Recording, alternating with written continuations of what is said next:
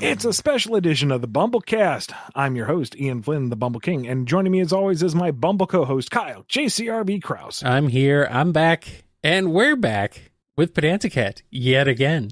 Hello, welcome. Ho, ho, ho. Happy holidays, Bumble fellows. It's a little late when the people will hear this, but hey, hello. Happy holidays, PedantiCat. Happy holidays. And I got a present for you guys. It's your favorite thing to talk about, ships. Yay! Like nautical vessels, right? Yes. We'll go Excellent. with that. Aircraft carriers and sailboats and rowboats, paddle boats, kayaks. Kayaks count, don't they? Sure, dinghies. Oh. Well, PedantiCat, we know what you're here to talk about for real, so why don't we just go ahead and get right into it? Okay. So, Ian, which one of these beloved ships would you want to be made canon in Sonic? The Blue Typhoon from Sonic X or Sky Patrol from post-reboot Archie? That is honestly tricky because the X Typhoon, let's be honest, is the cooler looking of the two. I mean, Yeah. I kind of came up with the basic idea of the Sky Patrol, and I'll tell you, the X Typhoon, it's sleeker. It just looks better, and I love the call out to the Mystic Ruins workshop launch pad in it. But the Sky Patrol feels like it's a little more cozy, a little more homey, I guess. I can see it as more of a traveling headquarters / kind of home away from home, whereas the X Typhoon, it looks like it's good for interstellar travel, but that's not really what the Sonic crew does a whole lot. So I don't know. Honestly, neither really fits what modern Sonic is right now. They aren't a team of superheroes that needs a base to go back to that travels. It's Sonic. He does his thing and he shows up when he's needed and just happens to come across his friends as adventures require. So I'm going to say neither, honestly, right now as my cop-out answer. You don't want to make any of the shippers angry. Well, I know that's a fruitless endeavor, so, abstaining is the easiest answer, maybe? The least inflammatory? Would you want a return of the Death Egg, or would you say it's time for the series to abandon that specific ship? It's cool, but I feel like it's been overplayed at this point. We've seen the Death Egg, multiple Death Eggs. We have like a carton's worth. Let's do something different for a little bit. If we're going to have an orbital death station of some kind, let's see something a little different that isn't just the Death Egg. That being said, I would adore a chance to resolve the Sonic 4 Death Egg. Like, that's a huge hanging plot thread. Let's do something with it. But the Death Egg itself as a concept, Eggman having his own Death Star type station, I think we've seen enough of that for now. Bring it back maybe down the line when it's a fond memory, but we just had one in Forces. That's enough for a bit. But what if this one can blow up 5 planets instead of 1? At the same time? Yes. Nice. And then we have a slightly modified version of the tornado fly in and go through another trench and blow that up.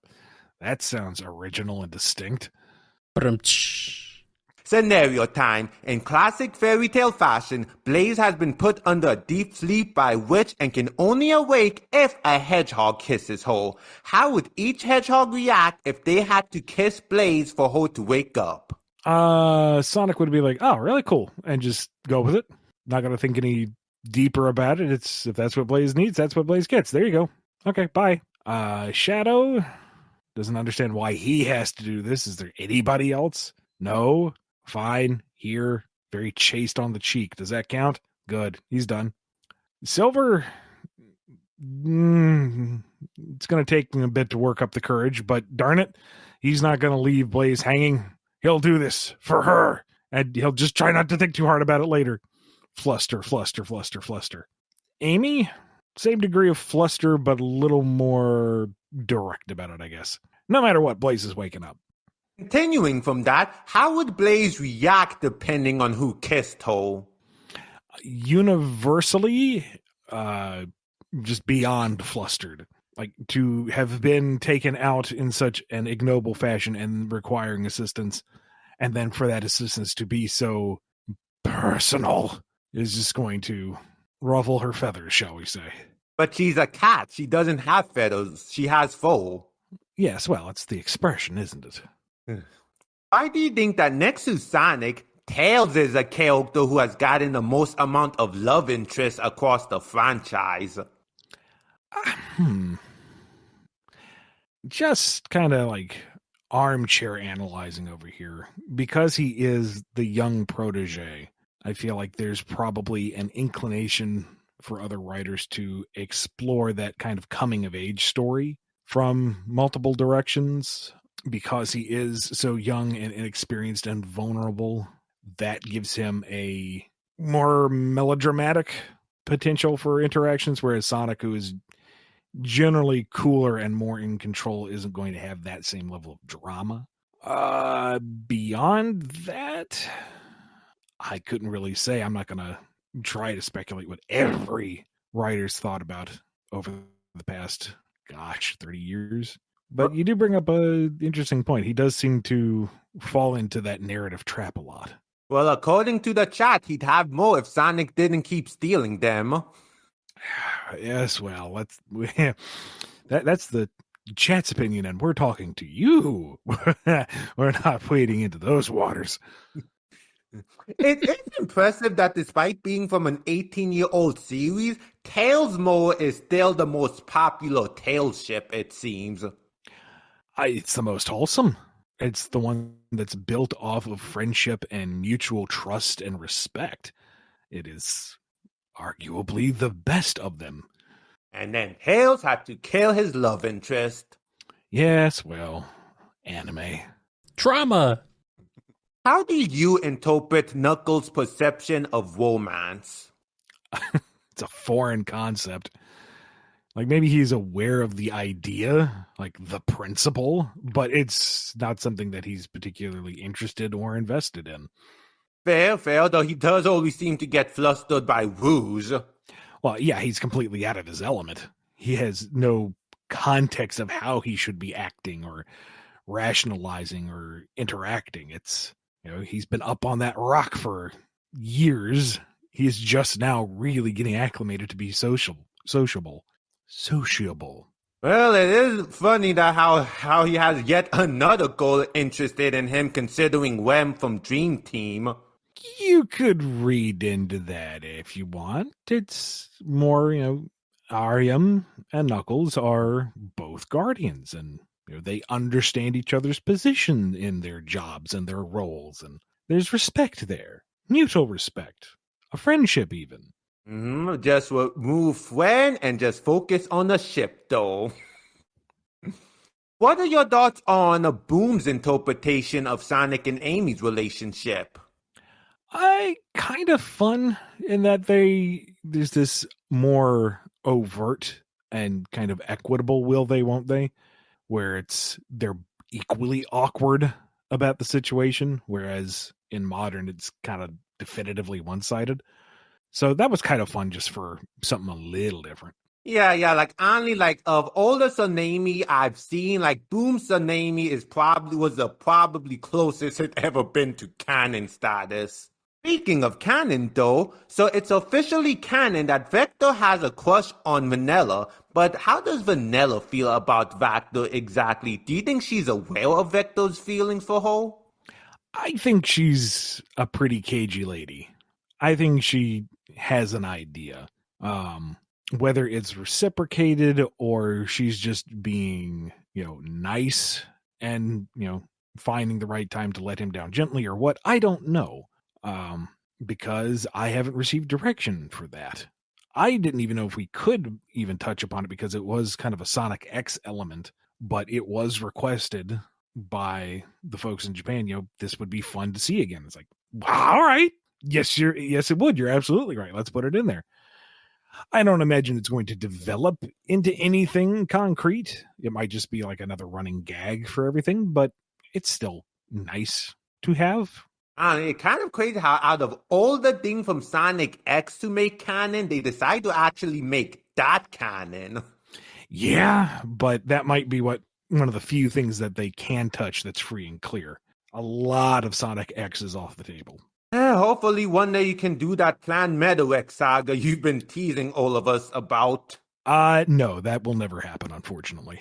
Ah, dang. Yeah, I did get the opportunity to actually ask directly about it. And I was like, nope, not remotely possible. And it's like, well, good to know. I guess so. I guess Tailsmo gonna stay sunk. Look, it's, fanon and headcanon is your own little personal bubble of joy. No one can take that away from you. And you can interpret it however you want. So cultivate it for yourselves and relish it and savor it. It's never going to be an official thing. Yeah. Just gotta plant it like a tree, which Cosmo is. For the love of God, don't listen to Ian Flynn. Oh, time for Sonic speed dating. How would the date between these various pairings play out, starting with Razor and Cole? Go. Adorably awkward. Neither really wants to admit to it. Don't really know how to proceed. Are very aware of how it would impact their working relationship. But the chemistry is there. It's undeniable. Next up, Honey and Silvo. He has no idea what to do, and she's going to do her best to lead the conversation.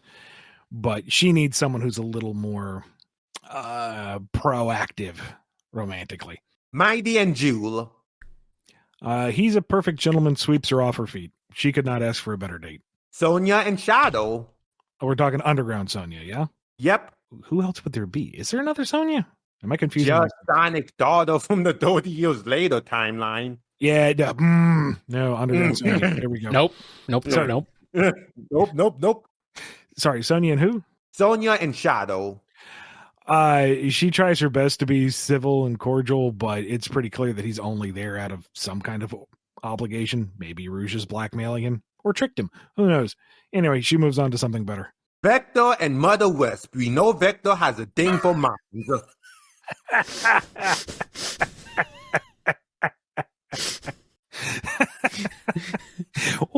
How does that venue even work?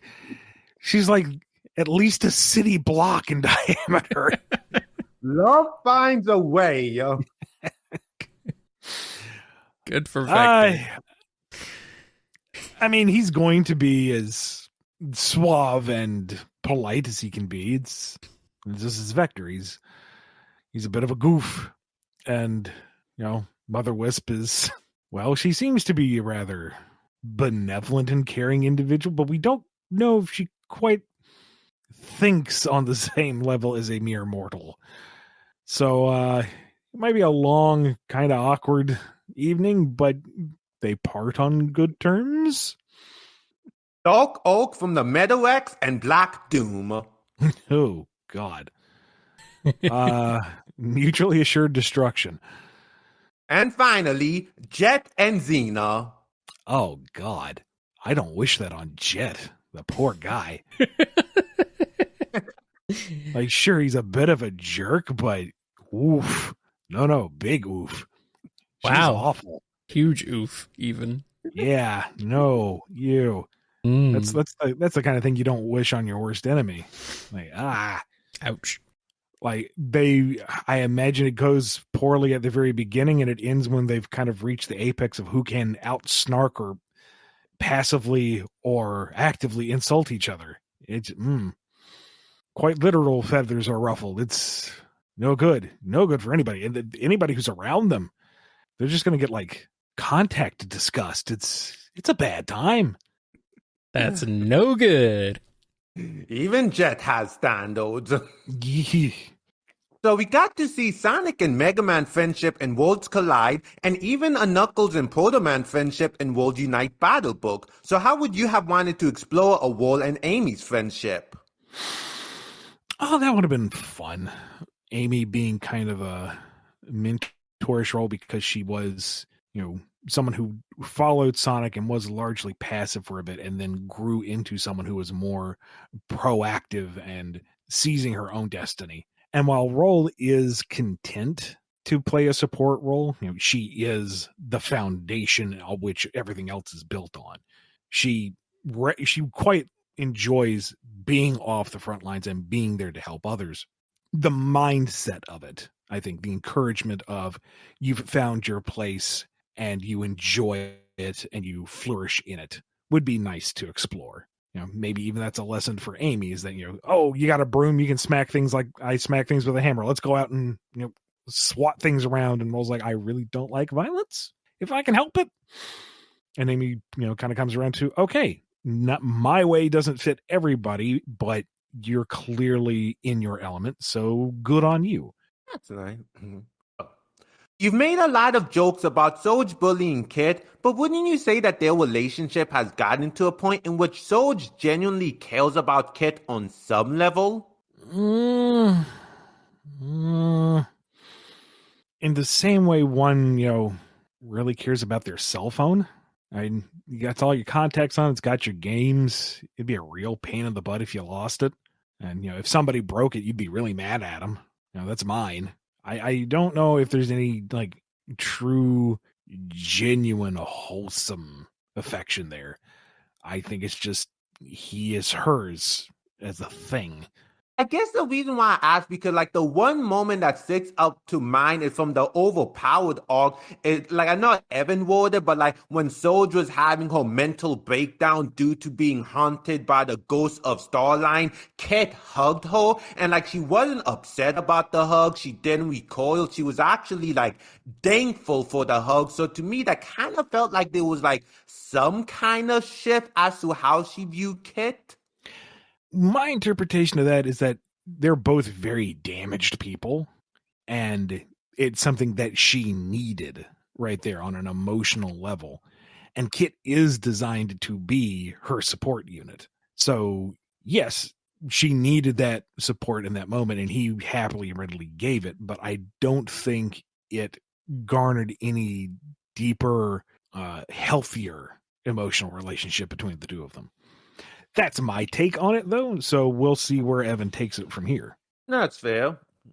While Jewel is meant to be Tangled's best friend, I've noticed that their relationship has been overshadowed by Tangled's relationship with Whisper. Some folks have even told me that they forget that Jewel is Tangled's best friend because of that. Since you created Jewel to be Tangled's best friend, how do you feel about this? It's an honest critique. But Jewel was never meant to be a prominent character to begin with. She was meant to be a supporting character to a supporting character. She exists as part of Tangle's backstory and to a extent, a gameplay mechanic. She was never meant to be a forefront, premier character like Whisper. So that doesn't bother me too much.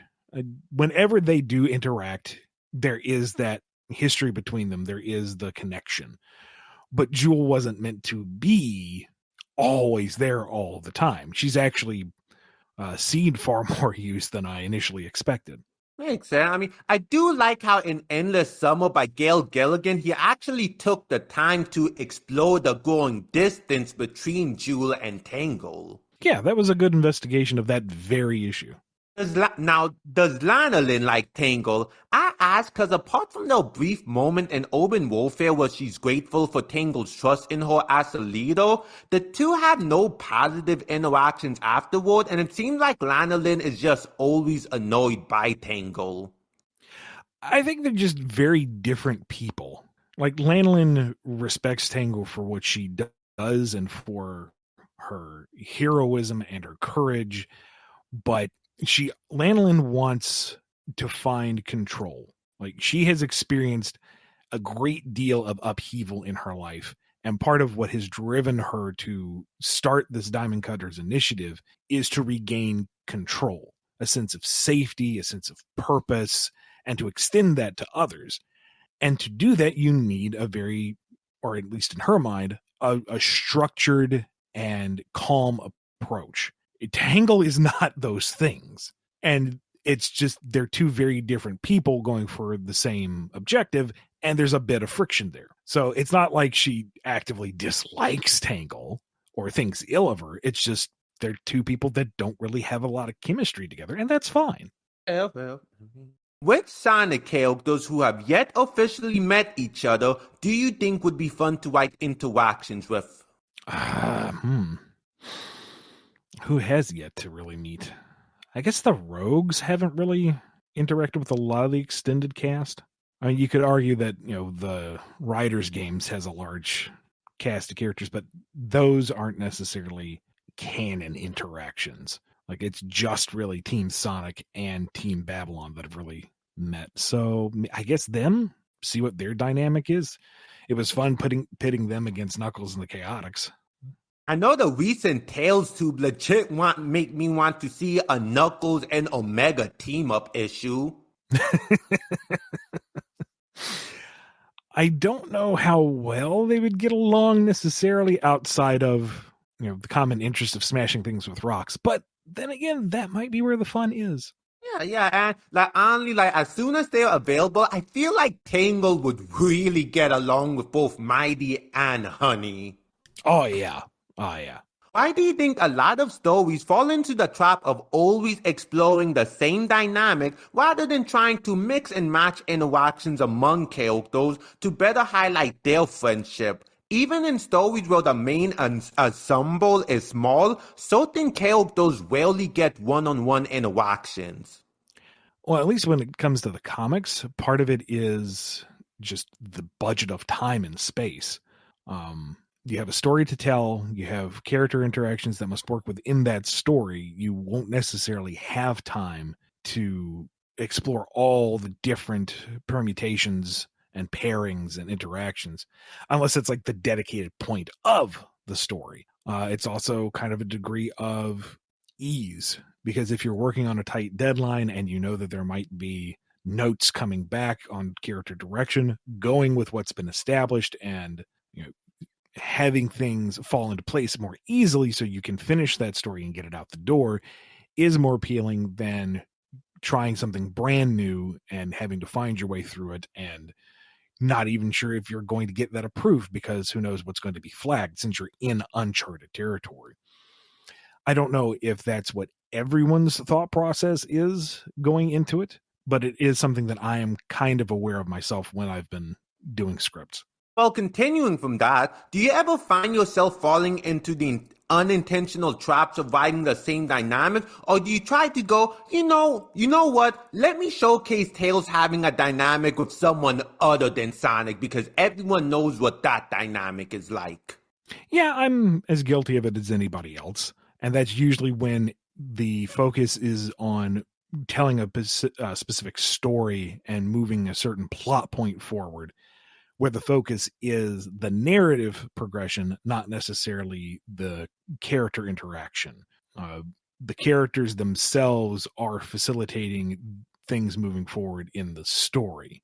I guess case in point would be like Zeddy Hunt, where the focus isn't necessarily the character interplay, but resolving the issue of the Deadly Six being at large and what their plan is. Whereas something else like, I wish we had had more time to explore Silver and Blaze's dynamic. The one backup story I did recently, it's fine the way it is, but I feel like there's not a lot of mileage out of it. There could have been more done. I don't know what necessarily, given the constraints, but seeing it completed is like, this is fine. I wish I had done more. I really wish we had a Sonic Universe book. Yeah, tell me about it. You also don't want to necessarily throw characters together for the sake of just adding that variety, because what is it doing for the story? Now, sure, it's something to be had for the character interaction and the interplay, and what does that do for their relationship and how does that move forward? That's certainly valid in its own right. But again, when you only have 20 pages a month, what are you doing with it? And if it's just character interaction fluff, if this was like a weekly manga, that'd be fine because you're going to have another chapter next month and you can keep the pace up. But when you get 20 pages a month, you really got to make sure that you're utilizing it the best you can. True. Now, you mentioned in a past BumbleKast that when it came to writing Tails and Knuckles interaction for Tails Tube, you actually struggled because their dynamic has never really been explored in the games. Which other interactions between Sonic characters do you think would give you that same amount of trouble? One that might take a little more thought and time would be Rouge, primarily because it's still not like super duper clear what her standing is with everybody else. I think we're in a better position now than we were like last year necessarily. But is she one of the friends? Is she someone who's kind of there and they, accept? I don't want to say tolerate. That sounds a little too harsh. But like, how much do they trust her? How much does she trust them? How much do they interact casually, or does her appearance mean like, okay, something big's going on because you don't hang out with us? What is the situation? That's a little bit of it. Also, finding the tone of her voice has been something that's been under a lot of scrutiny and discussion internally. I don't know how much I can get into that here, but she has a much more complex dynamic than so many others. Like Amy is upbeat and positive and supportive as a baseline. That's a pretty easy starting point. And then, how she interacts with others and how they respond to her, that's fairly easy. Knuckles, to a degree, is, a bit standoffish. She's not the most personable type. That you can work with that. But Rouge specifically is, I would say, more complex, and this takes a bit more time and effort. I mean, because I know she technically isn't a hero, but she did, for someone who's supposed to be morally gray, it's kind of funny how all of her self-interest always line up with the hero's goals. Yeah, it kind of comes down to self-preservation, and the heroes are all about saving others, and that includes her. So if she saves others, she'll be saving herself. So it works out, usually. And if not, there's the angle of, okay, she'll do this for the greater good with proper compensation. When working on Dream Team, the question is, why is Rouge with everybody, rescuing Cream? And the simple answer to that was, she got intel on what happened to her and is expecting to be paid back for it. Yeah, I kind of like to interpret, she says that a lot, but I like to think that, on some level, she does actually view the others as friends, because I kind of have this idea that she actually used to be a lot more ruthless, because, we saw that back in Sonic Adventure 2, given her interaction with Knuckles at the start, but, by the end of the game, she's softened. So I feel like her exposure to Sonic and Co. kind of made her a better person, even if she herself don't want to admit it. Maybe. I don't want to say anything too definitive because I'm not quite sure where the bosses wanted to go. At the very least, she's come to learn and understand and appreciate that Sonic and crew are genuinely good people. There is no ulterior motive to them. They are out there to help others for the sake of being good people, and she can kind of bank on that. Over the past decade, a lot of focus has been put on Knuckles and Amy's friendship between the comics and games. What do you love about writing their dynamic? I guess it's just the simplicity of it. He can kind of let his guard down around her because she's trustworthy and supportive. And she likes the fact that he can open up and be a friend. And they're just cool together. And that's just nice. Friendship is nice. It is actually like, I mean, correct me if I'm wrong, but it does feel like the beginning of their relationship being developed started all the way back in post reboot Archie when you had like Knuckles and Amy search for like the Master Emerald, Charlotte, because that feel like where their relationship really started getting a lot of focus. I don't think it was a conscious effort. It was more that, kind of go back to your earlier point, seeing dynamics that we really hadn't seen before. And we hadn't seen a lot of Knuckles and Amy doing anything together. So Knuckles had a clear quest. Let's pair him up with Amy so that she has something to do. And that's a pairing that we haven't seen a lot of. How does that dynamic work? And, we had like that 4-issue universe arc to follow. So we had time to play with that dynamic and look into it. Yeah, Shadow was so good. Absolutely loved their dynamic. And speaking of their dynamic, now do you see Knuckles and Amy dynamic as just close friends or more so brother and sister? I see it as friends.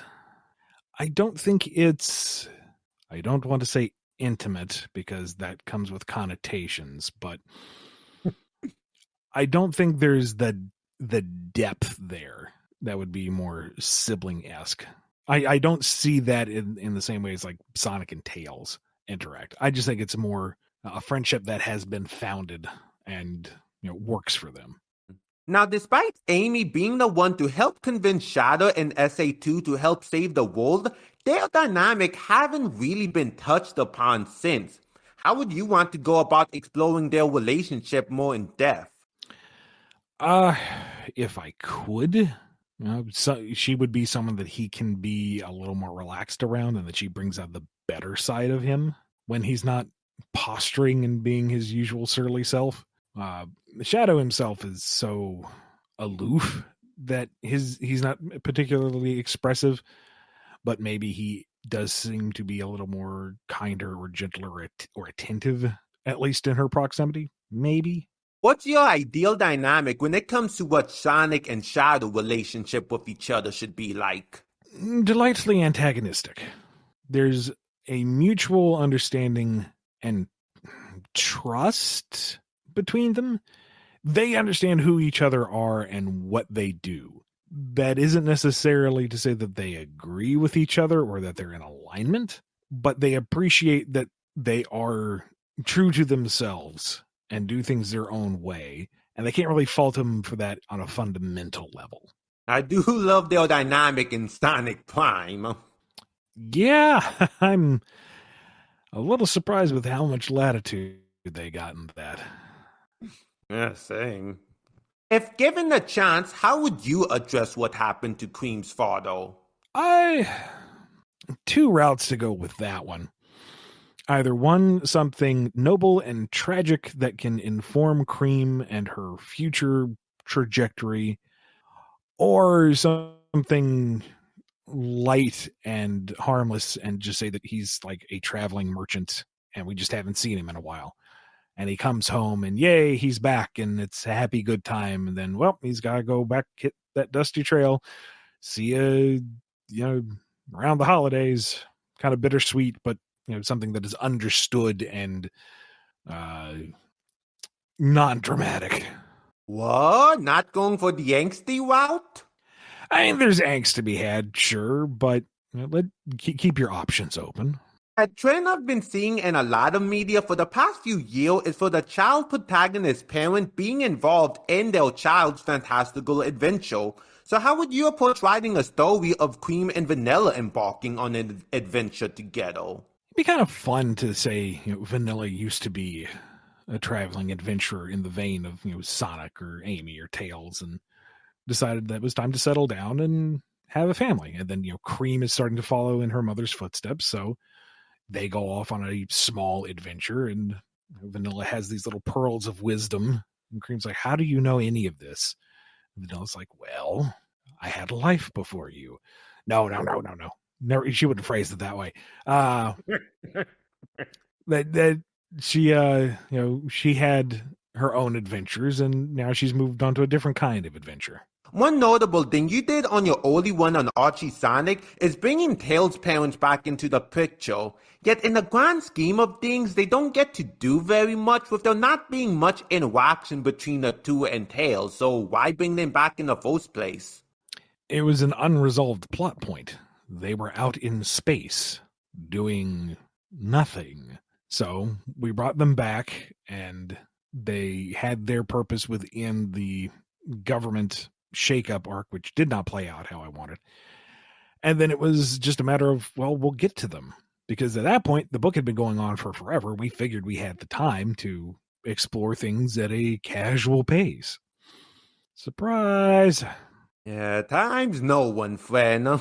Well, continuing from that, now Rosemary Prowler ended up being somewhat prominent in the comics due to her position on the Council of Acorn. However, she ended up doing a lot of things that I make her son upset, such as preventing some of the other council members from fighting Nagas, choosing to electing Nagas as a king, and agreeing to exile Nicole. So how come we never got a scene of Tails confronting his mom about all of this? Same thing. We just didn't get around to it. There were how many active characters going on? And Sonic was meant to be an action adventure book, not necessarily a political drama. So kind of a matter of too much divided focus, I guess. Sound like you needed another Sonic universe instead of just one. Meh. How did it feel getting to write Sonic as a dad and husband in the 30 years later arc? A little weird. It was finding the rationalization of someone who is so carefree and self-oriented, having found a more mature mindset, so that his shift from helping everyone whenever they need it and he happens to be with them to this is my family and I need to look after them. It's a pretty big shift in mentality. Which other Sonic characters do you think would be fun to write as parents? I wish we had time to see Antoine and Bunny and how they got along with Jacques and Belle. That just would have been wholesome good times. I know honestly, I picture Tangle as a mom. I feel like she'd just be Della from DuckTales 17. Maybe. Probably some overlap there. Of course, I feel like he'd be a very dependable, solid dad. He might be the kind of dad that you have to seek guidance from because he doesn't know how to reach out. Again, he's not really someone who's been trained to be sociable. He doesn't have a family dynamic to really work off of. So sure, he'd be someone you could always rely on, but you might need to prompt him to be reliable. Amy buys him a book on how to talk to your kids. Bold of her to assume that he knows how to read. Come on, Ian. This isn't Boom Son. This isn't Boom Knuckles. Well, who's going to teach him to read? He lives out in the middle of nowhere with no books. Who taught him how to speak? Very good question. Who taught him how to interact with anybody? Who gave him his shoes and gloves? Who taught him how to forage out in the wild? Who told him to stand in front of that rock? We don't know. Exactly. Speaking of parents, if you could do a story about Jet father coming back into the picture, how would you want to approach that?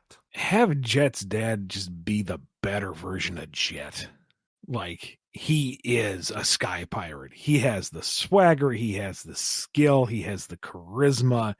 He is everything that Jet aspires to be.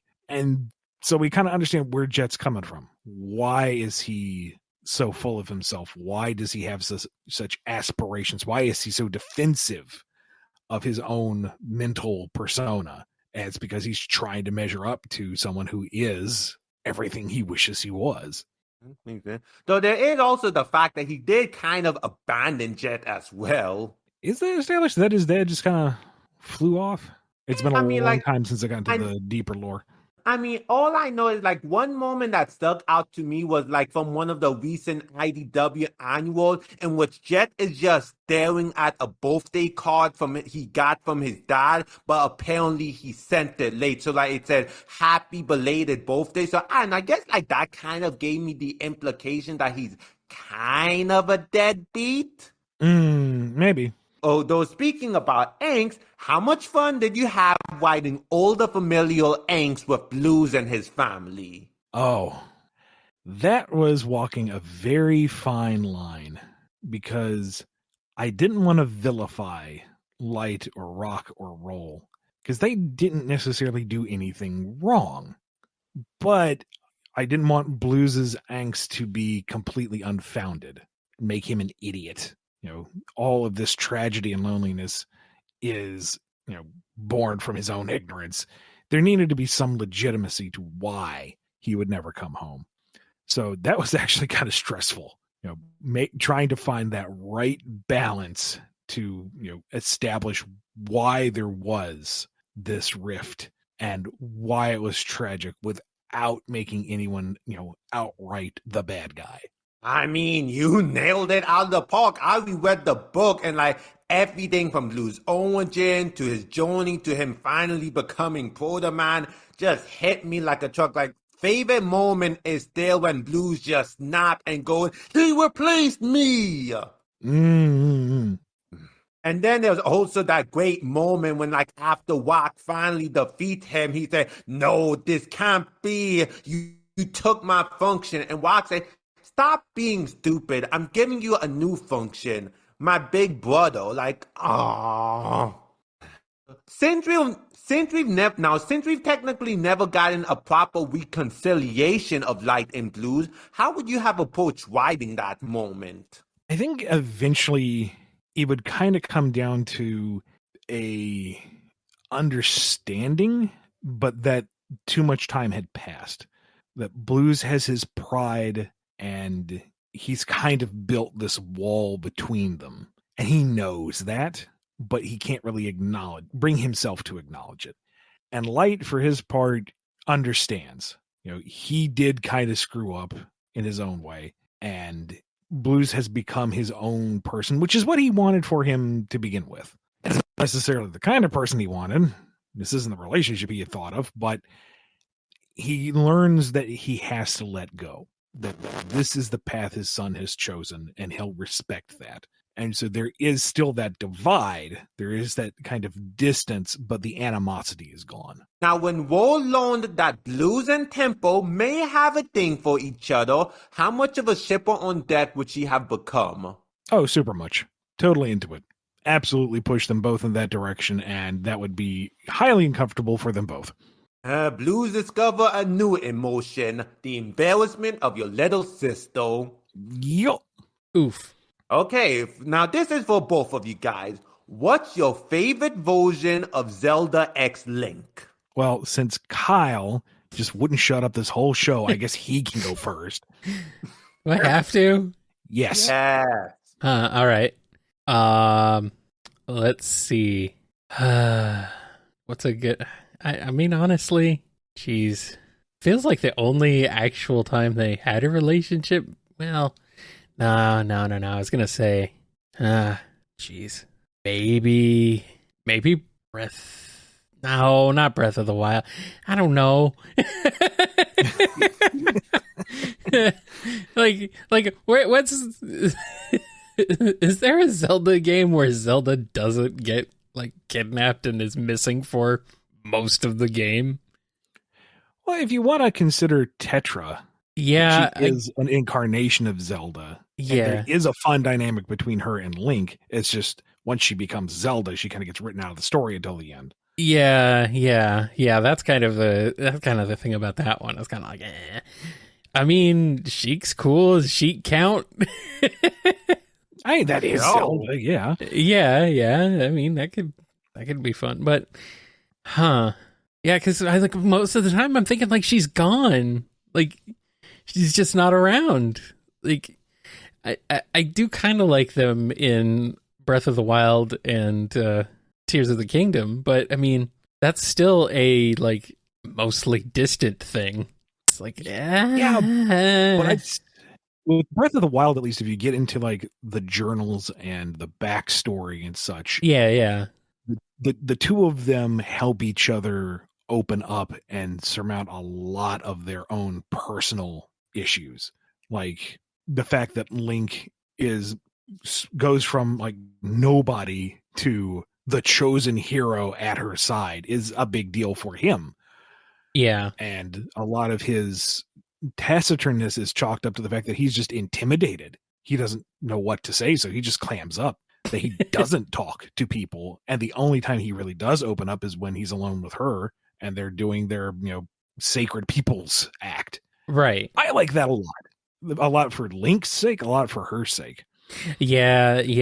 I think that's a good one. And yeah, go ahead.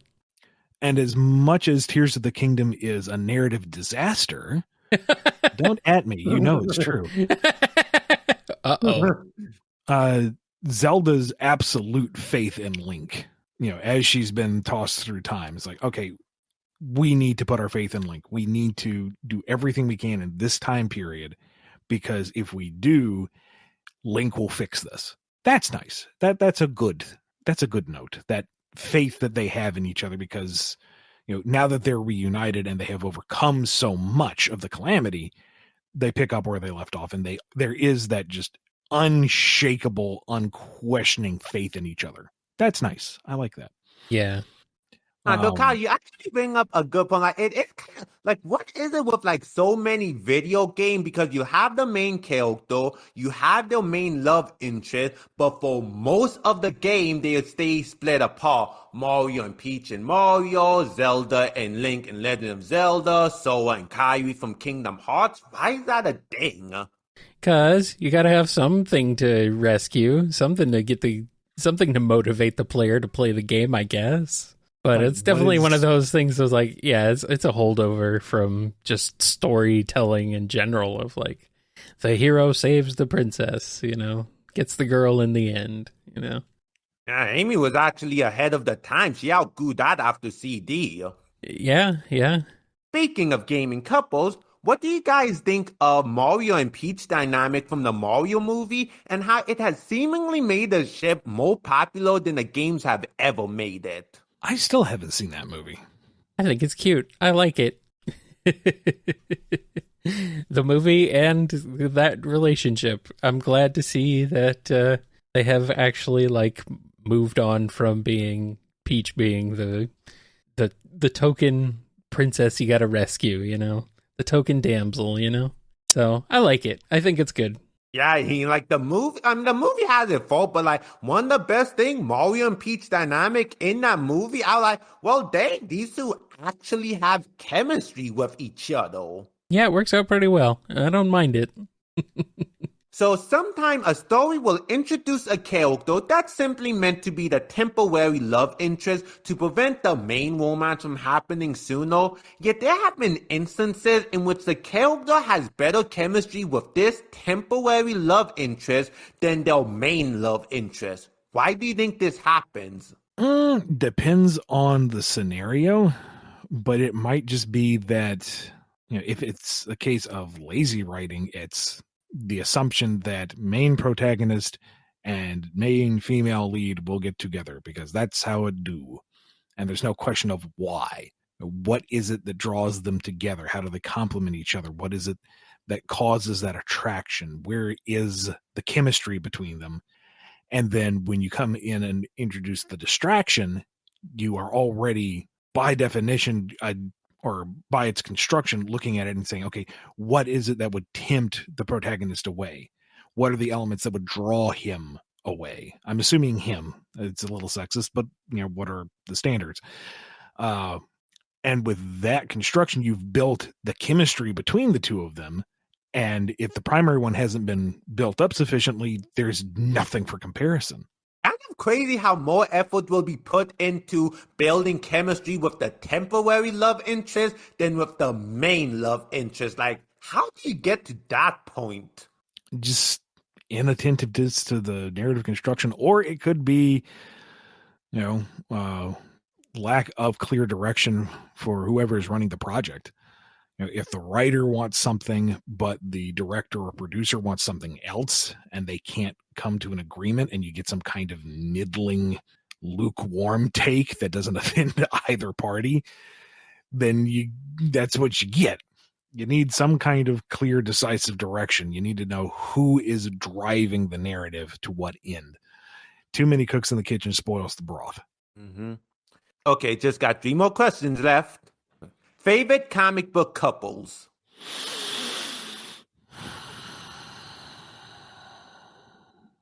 Hello? Yeah, I'm working on it, but Clark and Lois? yeah, I guess it's fine. It's fine, yeah. I mean, everyone that I can think of that I used to, be engaged with has gone through so many iterations of on again, off again. Something happens that's unforgivable, but then they come back together, or there's this caveat here, or it's like, I don't care anymore. You have killed my interest in this. They couldn't be happy. You had to mess with it. So I'm done. I walk away. Yeah, that's Clark really and the... Lois have surprisingly been together for a good while. Who has? Clark and Lois. Yeah, but I'm not super big into Superman. Super big into Superman. I don't mind it. It's fine. But Honestly, I'm kind of surprised Reed Richards and Sue are still together. I'm surprised they never tried divorcing them. give it time. It's Marvel. They'll do something stupid. Have they not split? I'm sure they did at some point, at least once. They've been on the walks, but I don't think they've never had an official divorce. How about Harley and you- Ivy? They're like the only one who's like, I don't know. Seems like they've managed to actually keep that one despite everything. How about Rouge and Gambit from X-Men? I don't really like Gambit that much, to be honest with you, so... Maybe. I don't know what their status is now. Yeah. And they're back together, married. Okay. I mean, part of it was the two of them were a hot mess for so long. It's like, wait, they found stability? Yeah. But part of the fun was that they were a hot mess. I mean, yeah, it's nice that they found closure, but yes, I can be hypocritical. I do what I want. You're not writing it. Honestly, forget the whole Wolverine and Jean. Honestly, I really like Storm and Logan together. Yeah, okay. I'm not crazy. I thought they had chemistry. I mean, honestly, yeah, that's not bad. You got the whole Beauty and the Beast thing going on. She's been through the trenches and she's found this kind of regal, authoritative role. She's got her life together. She's a goddess in her own right. And he's a hairy little animal monster that's also kind of come through the other end a bit better, but he still has that rough edge. There's that understanding and respect between the two. I like it just fine. Yeah, screw it. Why not? We'll go with that. Speaking of comic book couples, one of the most infamous one, what do you think of Peter MJ as a pairing and how it's just been handled ever since One More Day? I feel like the carrot and the stick approach that's been trotted out so many times is tiresome. I wasn't particularly passionate about that particular pairing. When I started reading Spider-Man, they had been together for a while. And it's like, okay, that's the couple, that's who they are. And what I've picked up here and there is really MJ's characterization vastly depends on when you're reading her, because sometimes she is this browbeating, condescending nag, and it's like, Peter deserves better.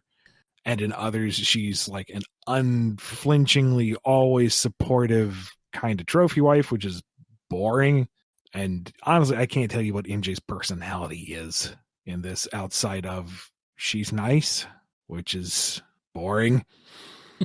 But Like, okay, let me Peter MJ, like, if you can find like the white story, like the one that perfectly understand Peter and MJ characters perfectly, they really are an amazing couple because like they mirror each other in so many amazing ways. Like both, like one, like MJ wears a mask as well, not in the same way Peter does. Like she puts on this facade to cover up how damaged she is inside. She has an Aunt Anna. She comes from an abusive home. Like she's Peter's strength. Like the two are actually a really good couple. You just gotta find the white stories. Sure, and I appreciate that, but I think that's the same argument you can make for any couple in the book. Like the fun dynamic between Peter and Felicia, or what was it that made Peter and Gwen so special, or whoever else Peter has seen over the years. I'm sure if you find the right story, it's like, oh yeah, this is the dynamic that works. They should have stuck with this. And then you'll have a myriad of other examples of this is why it doesn't work. No. Yeah, like, again, it's been a mess since One More Day. I mean, they've been dangling like, don't what? Well, are we going to undo it one more day? Are we going to do it one more day? Ha! Gotcha. And like, it's currently a mess in the comic. Mary Jane got superpowers now. They've been trying to push this guy named Paul, who's probably going to die by the end of the one. It's just been a complete mess. Well, that's part of why I'm not terribly invested in it, because there is no end game. There is no resolution. It's just perpetuating the same kind of drama and stories and villains that they have for the past few decades. I know it's not going to come to any kind of satisfying resolution that can't be undone when the next editor or writer takes over. So I don't really want to care. Well, I mean, like, see, what's so weird about Peter specifically, like, because if you compare it to the rest of the Marvel Universe, like, it feels like all the other characters are growing and changing. Even, like, the newer characters that was introduced, like, 10 years ago, they're developing. But ever since One More Day, Peter just been going in, like, a stagnant circle. He's not being allowed to actually grow. Heck, Aunt May is still alive for some reason. How many times has she been resurrected now? I'm impressed. Like DC had the guts to kill off Alfred and haven't brought him back to life yet. Yet Aunt May is still alive. Well, that's the operative word, is yet. Like, okay, Alfred got offed. I appreciate that they're sticking to their guns thus far, but given the history and the number of infinite crises of dark whatevers, I would be more surprised if it actually stuck for the duration than him coming back at some point. And that kind of lack of faith in it is what kind of just keeps me away. Okay, and our final question for this episode. In recent years, comic book shows have tackled the concept of how a love interest reacts to discovering their partner has a double life that they kept hidden from them, which has led to a lot of arguments about who's more in the wrong, or folks getting mad at the love interest for being upset that their partner or crush kept their secret from them. What's your stance on this recent trend, and how would you tackle this concept? I think it completely depends on what the project is and who the characters are and what the scenario is. Like, there is no single universal way to treat it, because the characters themselves and their personal dynamics should define how that particular topic is addressed. Like, why does the principal hero keep this secret from their partner? How long have they been together? Like, is this a new fling that's finally gotten serious? Have they been married and they have had kids? You know, how long has it been? What is the general tone of the series? Like, would the partner and family be in significant danger? Or is this something that's a little more lighthearted? Are there trust issues to be had at first between either of them? Like, does the partner have issues with people lying with them in the past, or is this just the one singular instance where it feels like they're being lied to? Where is the drama coming from, and why? You know, are the interactions and the emotional reactions believable for the characters in their situation? Yeah, I mean, it's definitely, I mean, have you seen because like three prominent examples that come to mind is My Adventure with Superman, He-Man Revelation, and Invincible. Have you seen any of those? I haven't seen My Adventures with Superman yet, which I wish I had. I haven't seen the animated version of Invincible, but I did read the original comic, although it has been a while. And then He-Man Revelations, I regret having spent my time on. Well, the thing about those, like all three of those shows kind of tackle this concept, and basically every single time the online audience go on to say that the female love interest was a terrible person. And like, I'm actually even working on a video about one of those shows. And like one thing I'm realizing, like it seems like when it comes to these things, they only want to focus on like the guy's perspective. Like it seems like audiences never take the time to think about, oh wow, how does this affect the love interest? How does this make them feel? Because like they're so focused on the main character and insisting that they're right that they don't really even try to understand things from the other side. Well, general discourse and media literacy online is horrendous anyway. So that right there is sifting through the compost pile to find some fresh produce. And there is, unfortunately, a significant amount of misogyny just built in. So I think you're already drawing from a poisoned well. With He-Man Revelations specifically, because that's the one that's the most fresh in my mind, it was a decent enough core premise. It's just it was not executed with the time and the delicacy that it needed. They were clearly in a rush to get to the time skip and go into the new direction that they were building for the Masters of the Universe. They wanted that story, but to get there, they had to rush through reestablishing this older property and the relationships and the drama that they needed it to be to get to the story they wanted to tell. And that I feel like did a disservice to everything.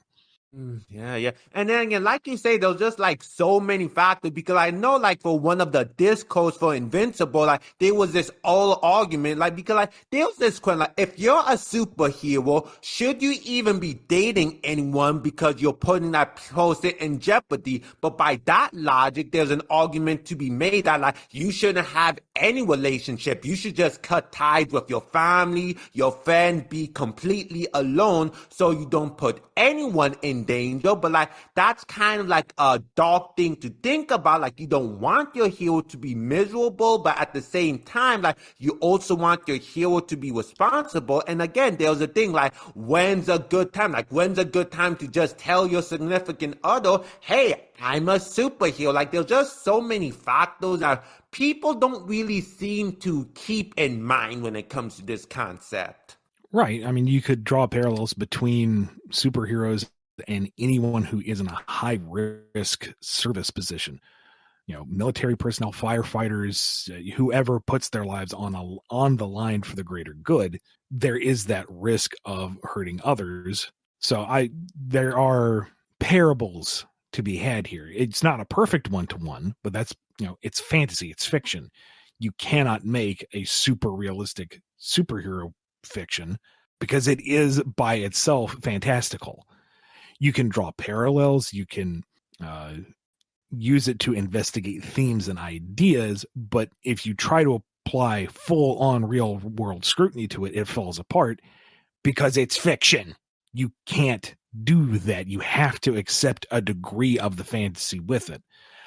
One of the critiques I saw with the Invincible animation itself was that it took the material and went through it a lot faster than the comic. That the comic, by its nature, allowed for you to see the growing friction and understand where the problem came from, whereas in the animation, you have things coming back to back, and there isn't that sense of time and growth. And so it feels a little more unreasonable when things blow up. I'm taking this secondhand. I'm not 100% sure myself, but Yeah, it's kind of, I don't want to spoil anything, but that's not exactly what happened. But I don't want to spoil anything for you. And Kyle, you got any final thoughts on this? No, I don't really. I haven't watched any of those, honestly, so. Well, just the concept of like secret identities and such. Oh, yeah. Honestly, I'm kind of over it. Like, I understand, like, the drama behind it, but I'm, like, tired of it. Just tired of it. So, yeah, that's my thoughts on it. I don't have much more to say on it. Well, that was my final question. I'm all done. well, thank you for coming on the show and sponsoring us yet again, PedantiCat. Is there anywhere you want folks to go after this show? Yes, if you want to hear me ramble more about shipping or talking about various animated shows and movies, you can find me here on YouTube as PedantiCat. You can also find me on Tumblr, Twitter, TikTok, and Instagram as PedantiCat as well. All right. Do you have anything else to add here at the end, Kyle? Nope. All right, then. Thank you again to PedantiCat for sponsoring this BumbleKast. Well, it's not a mini, it's a whole guest episode. Thanks for being here, PedantiCat. Thanks for having me here, and happy holidays, everyone. You too. If you want your own guest spot, head over to patreon.com/BumbleKast, Ko-fi.com/BumbleKast, or become a YouTube member. Be good to yourselves, be good to each other, and we will see you next time on the BumbleKast. Bye, everybody. You've been listening to the BumbleKast, a co-production of Bumble King Comics and the KNGI Network. Original theme music composed by Ken Coda Snyder. Remixed intro by T-Lopes. Find out more information, along with podcast feeder links, MP3 downloads, and more at bumbleking.com and kngi.org.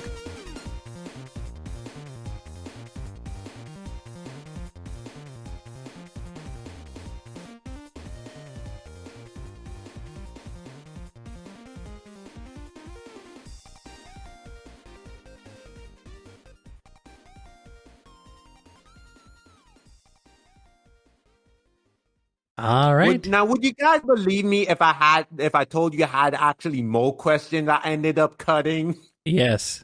I would.